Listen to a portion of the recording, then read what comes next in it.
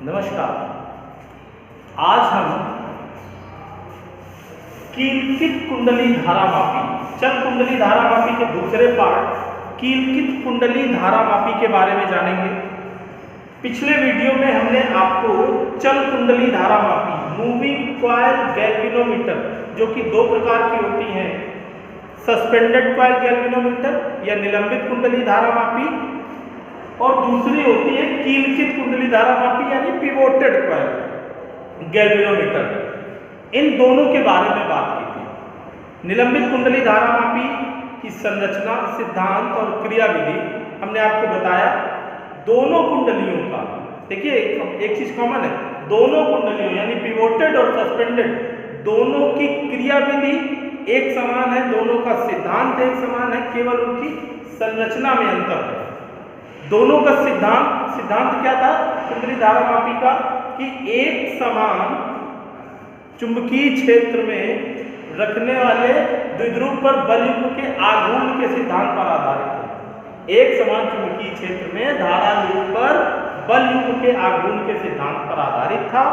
ठीक, ताऊ बराबर NiAb sin थीटा, जो कि C फाई के बराबर था। वहां से हमने वैल्यू निकाली। तो पिछले वीडियो में हमने सिद्धांत और क्रियाविधि दोनों की अलग अलग डिफाइन कर दी थी। दोनों की क्रियाविधि कॉमन है, इसमें कोई भी कंफ्यूजन नहीं रहना चाहिए। पिवोटेड पूछा जाए या सस्पेंडेड पूछा जाए, आपने बिना सोचे समझे दोनों सिद्धांत और क्रियाविधि एक ही रहेगी, कुछ भी अंतर नहीं, ना धारा सुग्राहिता में ना वोल्टेज सुग्राहिता में। अंतर काहे में रहेगा? अंतर रहेगा संरचना में। और एक चीज जो सबसे इंपॉर्टेंट है वो ये कि उपयोग में कीलकित कुंडली धारामापी अधिक सुगम है। उपयोग में यानी कार्य करने के आधार पर अगर देखा जाए तो पिवोटेड कीलकित कुंडली धारामापी की संरचना और क्रियाविधि ज्यादा सुगम है, ज्यादा सुविधाजनक है।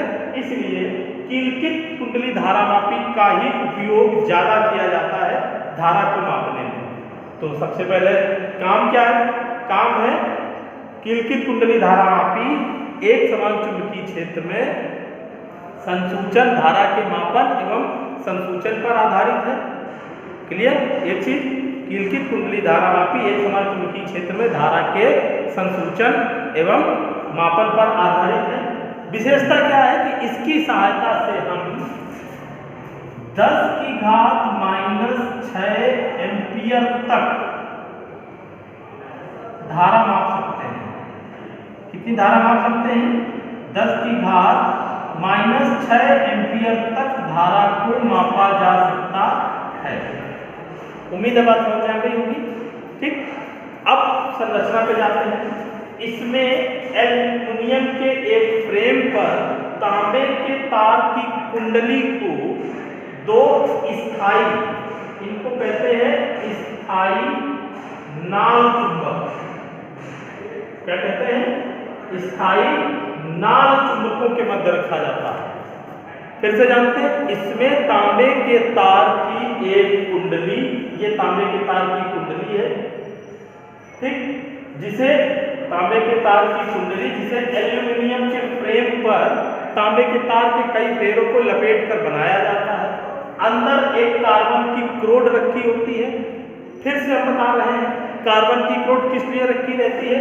ताकि बल रेखाओं को समांतर कर सके, बल रेखाओं को संकेंद्रित कर सके, इसलिए कार्बन की क्रोड प्रयोग में लाई जाती है। तो फिर से जानते हैं, इसमें तांबे के तार की एक कुंडली एल्यूमिनियम के फ्रेम के ऊपर लपेटकर बनाई जाती है।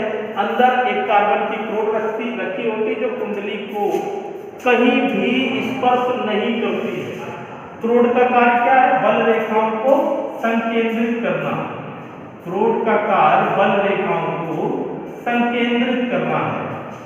किस सिद्धांत पर काम करती है? धारा लूप पर बलयुग्म के आघूर्ण के सिद्धांत पर। क्रियाविधि दोनों की सेम है। आगे बढ़ते हैं। कुंडली को दो स्थायी नाल चुंबकों के मध्य, कुंडली को दो स्थायी नाल चुंबकों के मध्य दो स्थिर चूल कह सकते हैं, पिवोट या हुक, जो कि अनमूवेबल है, स्थिर चूलों के मध्य लटका दिया जाता है। दो स्थिर चूल है, इसके बीच कुंडली झूमती है या घूमती है दो स्थायी नाल चुंबकों के मध्य। अगली चीज क्या है, ठीक, इसकी सहायता से क्या करते हैं, धारा का मापन करते हैं। ऊपर और नीचे की ओर दो स्प्रिंग लगी रहती है, घुमावदार स्प्रिंग लगी रहती है। ये इसको कहते हैं टर्मिनल T1। यहाँ से जिस धारा को मापना होता है वो प्रवेश करते हैं और नीचे टर्मिनल T2 से नपने के बाद वो धारा बाहर निकलती है। जैसे जैसे कुंडली घूमती है इसमें ऐंठन उत्पन्न होती है और ऐंठन का योग होता है C5। एक विक्षेपक पैमाना लगा रहता है, तार का एक विक्षेपक पैमाना लगा रहता है जिसका संकेतांक 0 पर होता है। एक विक्षेपक पैमाना लगा रहता है जिसका संकेतांक 0 पर होता है। ऊपर की ओर के मान प्लस में, नीचे की ओर के मान माइनस में दिए रहते हैं। शून्यांक ठीक बीच में होता है।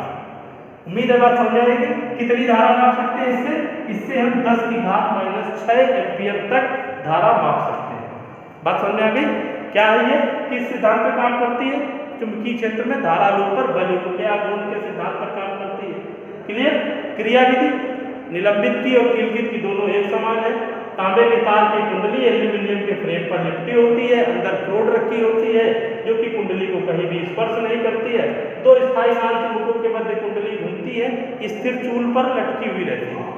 ठीक, कितनी धारा ला सकते हैं, 10⁻⁻6 एम्पियर तक। एक संकेतक लगा होता है, ठीक मध्य में होता है, ऊपर प्लस के मान नीचे माइनस के मान होते हैं। बाकी क्रियाविधि और संरचना पिछले वीडियो में हमने आपको लिखा दी है, बता दी है, वो वैसे ही रहेगी।